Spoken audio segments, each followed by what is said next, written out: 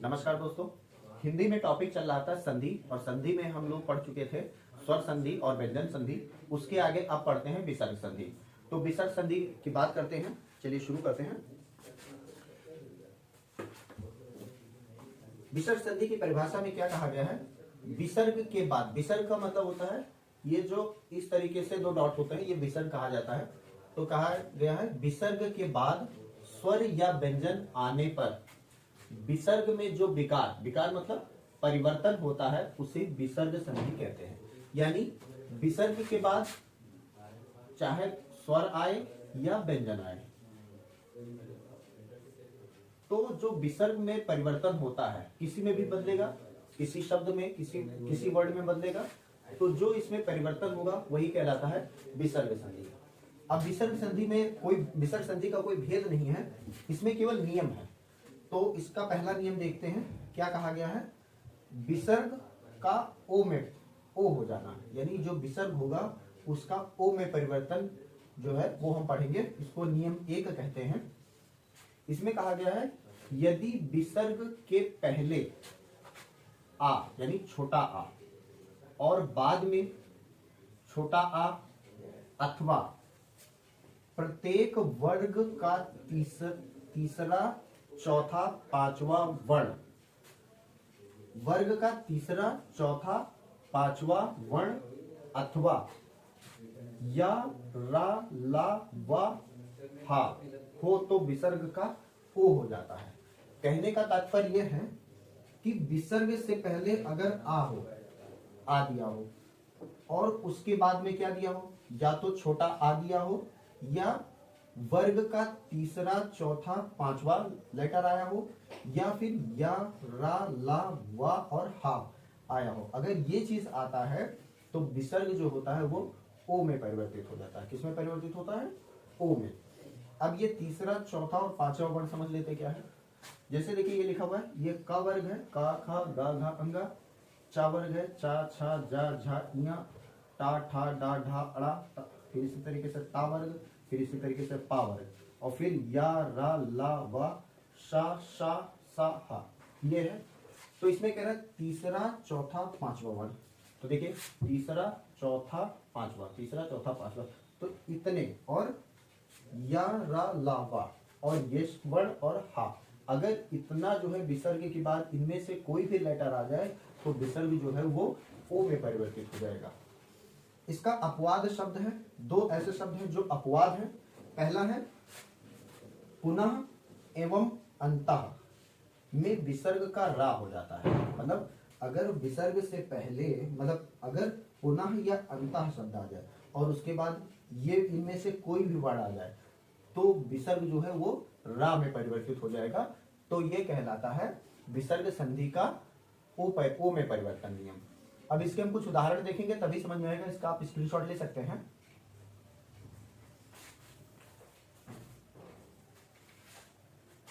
जैसे शब्द दिया है मनोनुकूल,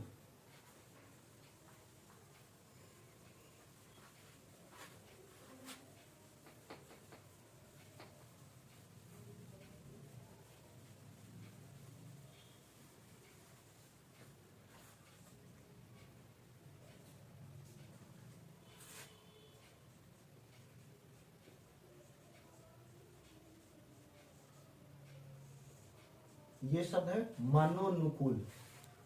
तो मनोनुकूल में शब्द जो होगा उसका संधि विच्छेद करेंगे वो हो जाएगा मनः प्लस अनुकूल,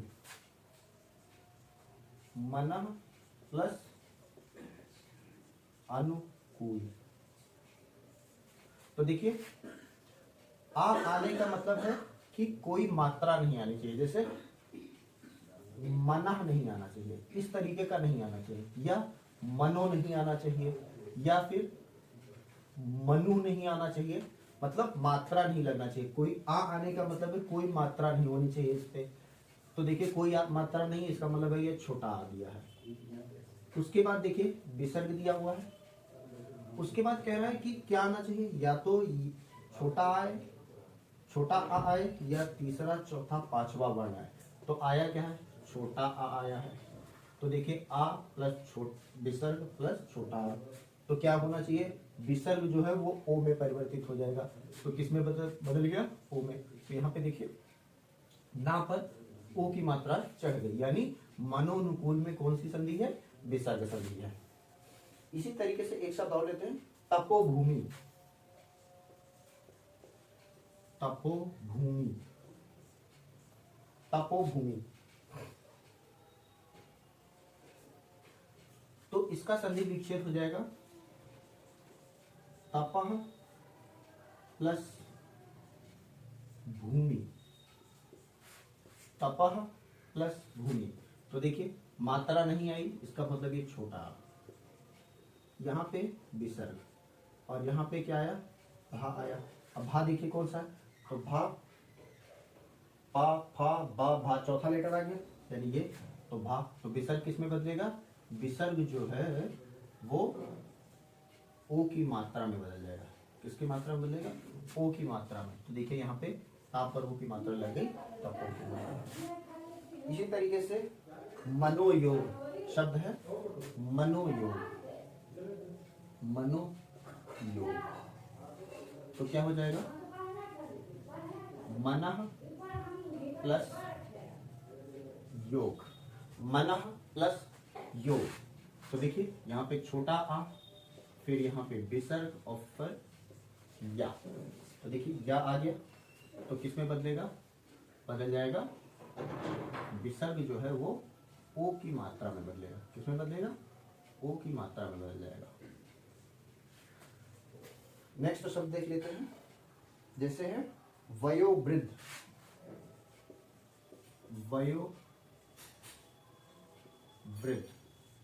तो क्या हो जाएगा?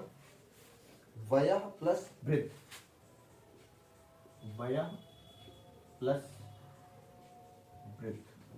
तो देखिए यहाँ छोटा आ प्लस विसर्ग प्लस क्या आया?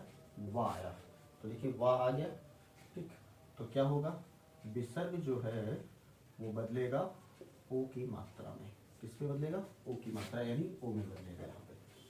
तो वयोवृद्ध में कौन सी संधि हो जाएगी? विसर्ग संधि। इसी तरीके से एक शब्द और लेते हैं, मनोरथ। मनोरथ, तो क्या हो जाएगा? मनः प्लस रथ। तो देखिए छोटा आ प्लस विसर्ग प्लस रा, तो किस में बदलेगा? विसर्ग जो है वो ओ की मात्रा में बदलेगा। तो यहाँ पे देखिए ओ की मात्रा लग गया। तो मनोरथ में कौन सी संधि है? विसर्ग संधि है। अब इसमें कुछ शब्द आप जो है अपने आप से भी कर सकते हैं। जैसे एक दो शब्द ले लेते हैं, मनोहर।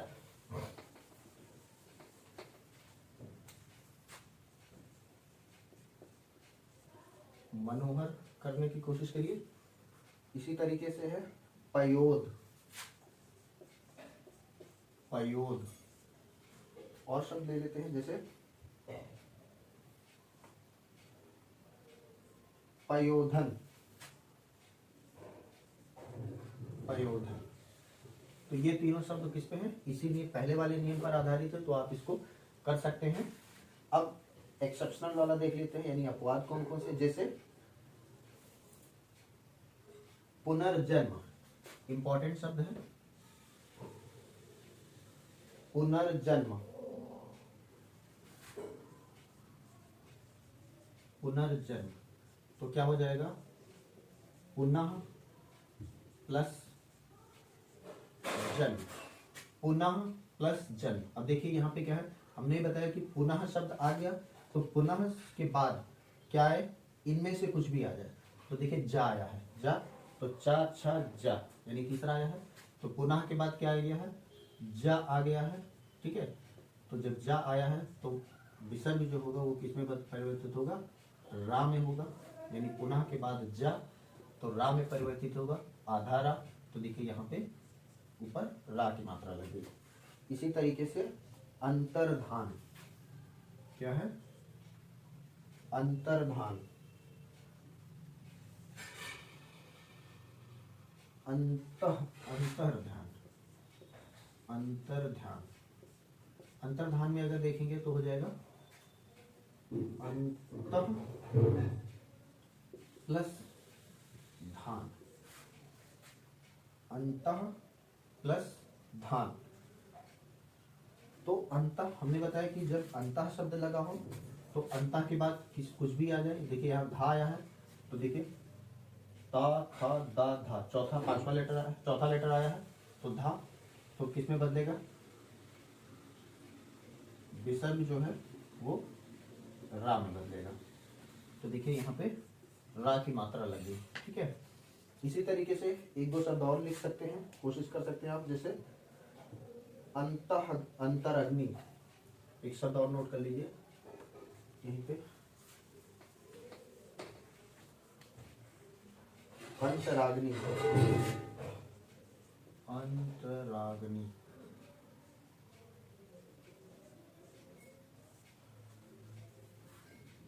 सही है। तो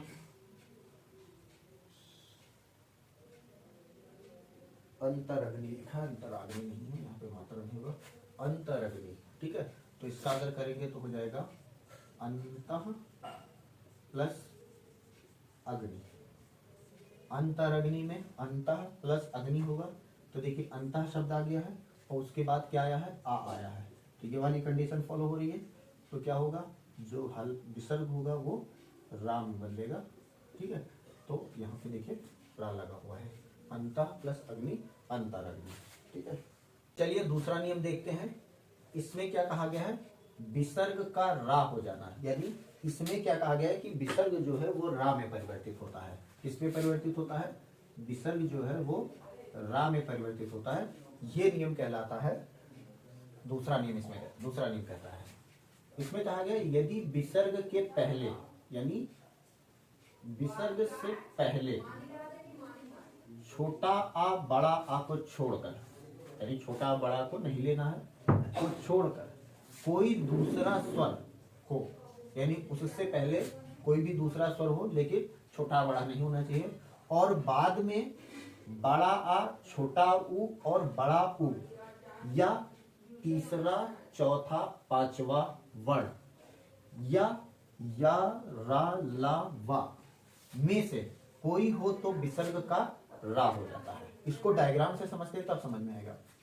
कह रहा है विसर्ग से पहले छोटा बड़ा को छोड़कर कोई भी स्वर आए, तो छोटा बड़ा को छोड़ेंगे तो छोटी ई से औ तक आएगा, क्योंकि छोटा बड़ा फिर उसके बाद छोटी ई शुरू होता है।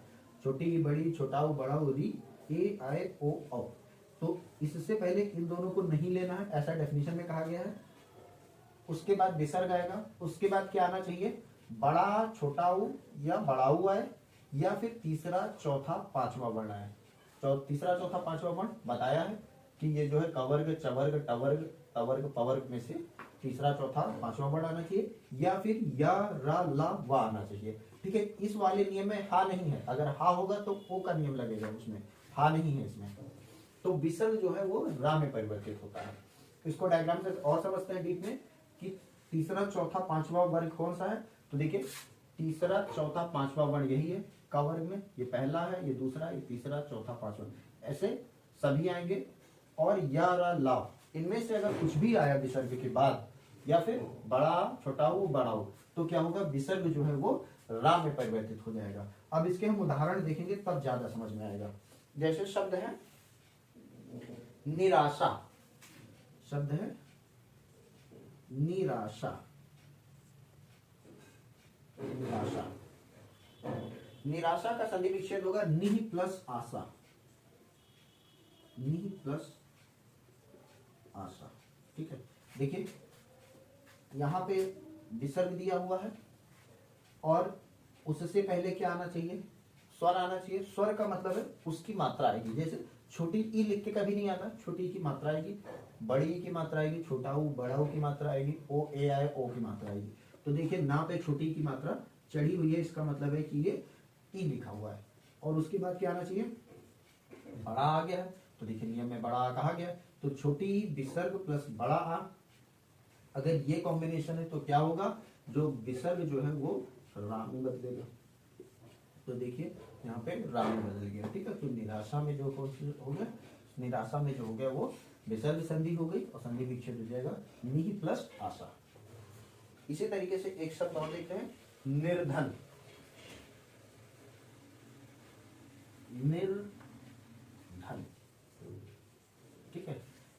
निर्धन शब्द है, निर्धन का हो जाएगा नि प्लस धन, नि प्लस धन। तो नि प्लस धन, तो देखिए यहाँ पे हो गया ई हो गया, फिर विसर्ग हो गया, प्लस धा हो गया। तो देखिए ता था दा धा चौथा वर्ड आया है, तो क्या होगा, विसर्ग जो है वो रा में बदल जाएगा। ठीक है, तो यहाँ पे देखिए रा लग गया। ठीक, तो निर्धन में कौन सी संधि हो जाएगी, विसर्ग संधि हो जाएगी, और संधि विच्छेद होगा नि प्लस धन। इसी तरीके से एक बहुत ही इंपॉर्टेंट शब्द है आशीर्वाद, इसको मिटा देते हैं, फिर आगे देखते हैं।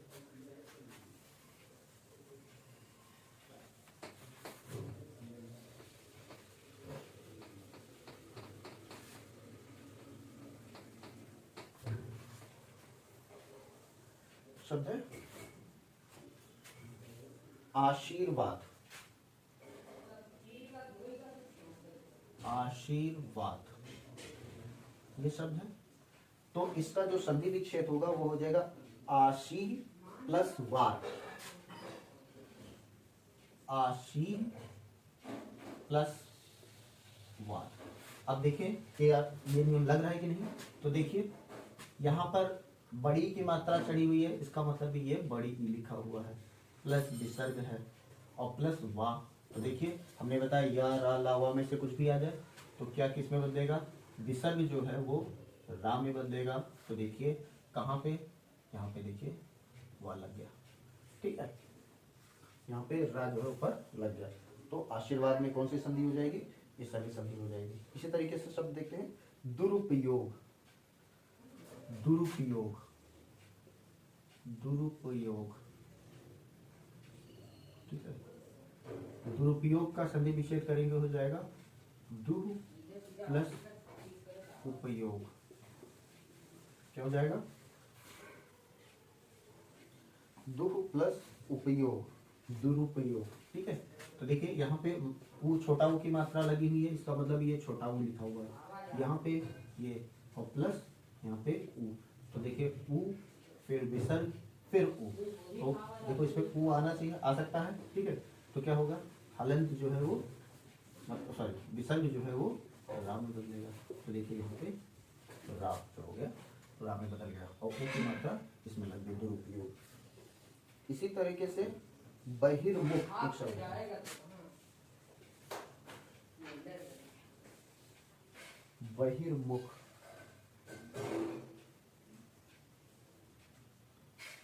बहिर्मुख। तो बहिर्मुख का संधि विच्छेद होगा बहि प्लस मुख।